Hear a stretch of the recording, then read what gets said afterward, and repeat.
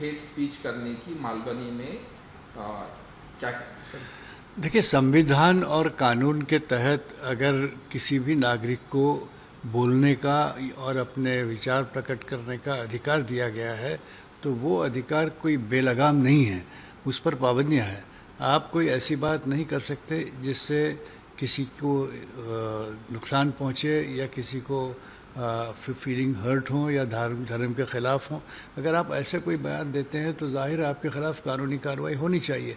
और जहाँ तक कि इस व्यक्ति का सवाल है, बार बार इसने मुसलमानों के ख़िलाफ़ बहुत गंदे बयानात अक्सर दिए हैं और मैं समझता हूँ कि अगर ये एफआईआर दर्ज करने की बात है, उस पर कार्रवाई करने की बात है, तो ये बहुत पहले से अपेक्षित था। और अगर देर आए दुरुस्त आए, अब यह कानूनी कार्रवाई होनी चाहिए और मुंह पर ताले लगने चाहिए जहां कोई व्यक्ति फसाद पैदा करने वाली बातें करता है, तो जैसा कि ये जनाब कहते हैं। So complaint against Nitish Rane for the provocating inflammatory statements for harmful to Muslims, and also the complainant said that he is a habitual offender for this. Well, under the Constitution of India and our laws, every citizen has freedom of speech and expression, but they are relative rights. They cannot be absolute.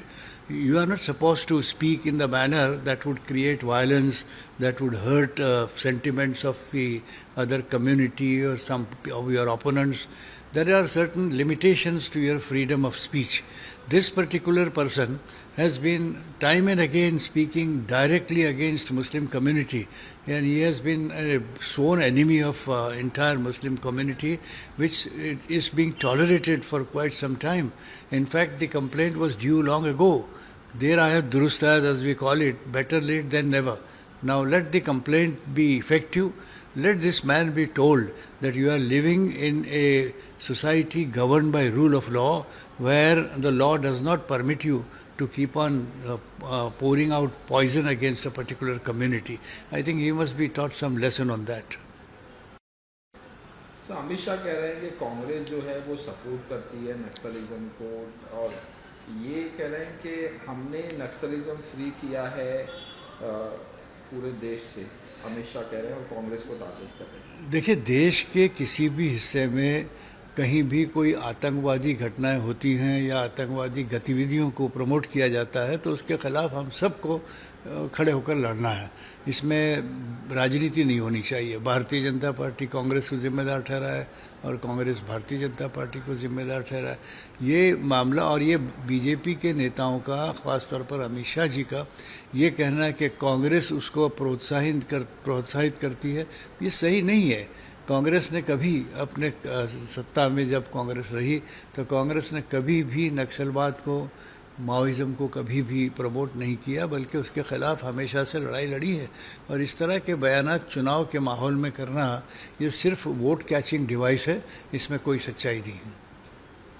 Rahul Gandhi जो है address कर रहे थे public meeting को कोट्टयम में, और ये कहा कि जो नरेंद्र मोदी हैं उन्होंने साइन करके आए डील, यूएस डील, और जो किसान थे उनके हक चले गए इस डील में।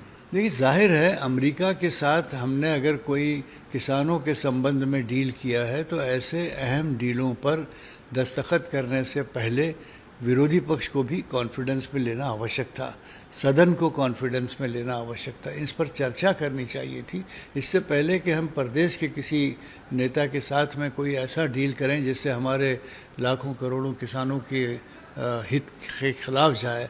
तो ये देश के हित में नहीं होगा। पता नहीं किस दबाव में हमारे प्रधानमंत्री ने ट्रंप के साथ इस मुआहदे पर साइन किया जिससे किसानों को नुकसान होगा। राहुल गांधी का या विरोधी पक्ष के नेताओं का ये कहना कि इस किस्म के मुआहदे करने से पहले, इस किस्म के कागजात पर दस्तखत करने से पहले उन्हें जनता को, अपोजिशन को कॉन्फिडेंस में लेना चाहिए, सदन में इस बात को पेश करने के बाद ये कदम उठाना चाहिए। मगर बदकिस्मती से पिछले 12 साल से जब से मोदी सरकार चल रही है, इन्होंने एक तरफा हमेशा ऐसे कदम उठा लिए हैं बगैर किसी चर्चा के, बगैर किसी को कॉन्फिडेंस में लिए। तो ये राहुल का कहना सही है कि प्रधानमंत्री का ये कदम देश के हित में या किसानों के हित में पर्टिकुलरली बिल्कुल नहीं है।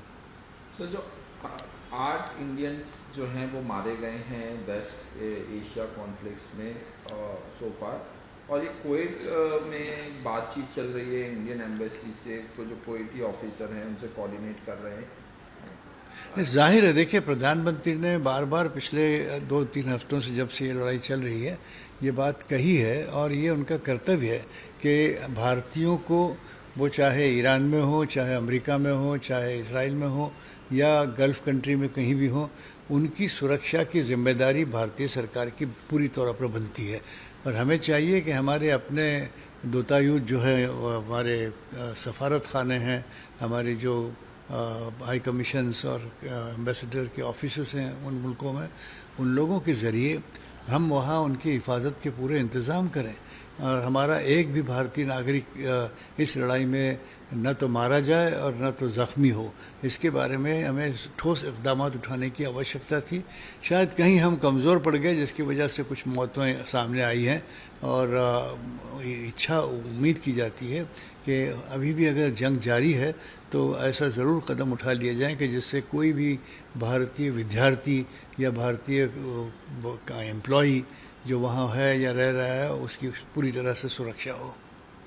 सर, इमरान प्रतापगढ़ी जो हैं वो केरला में कह रहे हैं जो केरला के लोग हैं वो चेंज चाहते हैं, और ये जो एटमॉस्फेयर है वो यूडीएफ के खिलाफ है, इस तरह से क्या करें? देखिए, केरला का इतिहास अगर आप उठा के देखें तो पिछले कई दशकों से ये चल रहा है सिलसिला कि वहाँ बदली की सरकार होती है, एक बार यूडीएफ, दूसरी बार एलडीएफ, मगर भारतीय जनता पार्टी या किसी और पार्टी को वहाँ कोई जगह नहीं मिलती। अभी आजकल कम्युनिस्ट ग्रुप जो है वो कमज़ोर हो चुका है, तो अब मौका है कि यूडीएफ को मौका दिया जाए, कांग्रेस वापस आ जाए वहाँ अगले 5 साल के लिए। और इमरान का या कांग्रेस नेता का ये कहना कि बदलाव आम तौर पर जैसा इतिहास हम देख रहे हैं कि 5-5 साल की बदली की सरकार वहाँ चलती है, इसलिए कि केरला एक लिटरेट स्टेट है और वहाँ की जनता जानती है कि उनके लिए क्या सही होगा, तो मौका दोनों को बार बार दिया जाता है। तो उस हिसाब से यूडीएफ के आने के इम्कानात हैं, लेकिन वहाँ अब की बार भारतीय जनता पार्टी पूरी ताकत लगाकर नुकसान पहुँचाने की कोशिश कर रही है, मगर ऐसा लगता है कि शायद वो उसमें सफल नहीं हो पाए।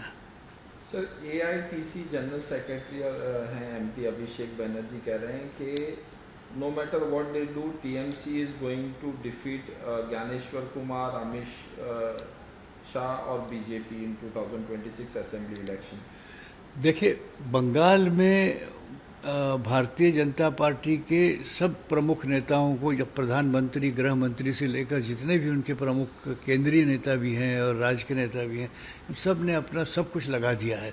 उन्होंने डू और डाई वाली बात की है कि हमें किसी भी तरह से अब हमें ममता सरकार को सत्ता से हटाना है, लेकिन वहाँ की जनता जो है वो सुशिक्षित जनता है और कमिटेड जनता है, वो इनके बहलावे में नहीं आएगी, न पैसों की ताकत से न बेईमानी से।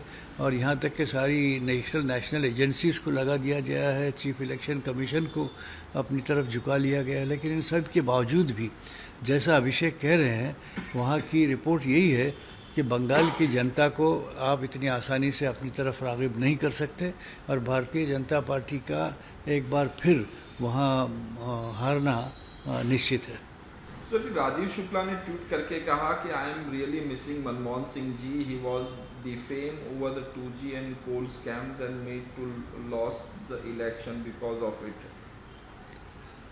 देखिए, जाहिर है मनमोहन सिंह जी के कार्य में बहुत सारे अच्छे काम हुए हैं। प्रधानमंत्री के कार्यालय को उन्होंने जिस प्रकार से चलाया था, बहुत ही कम उनके ख़िलाफ़ शिकायत होती थी, और देश के हित में जितने भी बड़े काम थे वो उस ज़माने में कांग्रेस की सत्ता में मनमोहन सिंह की प्रधानमंत्री के पद पर बने रहने से हुए हैं। राजीव शुक्ला का कहना कही है कि मनमोहन सिंह को आज न सिर्फ राजीव शुक्ला बल्कि सारा भारत मिस कर रहा है।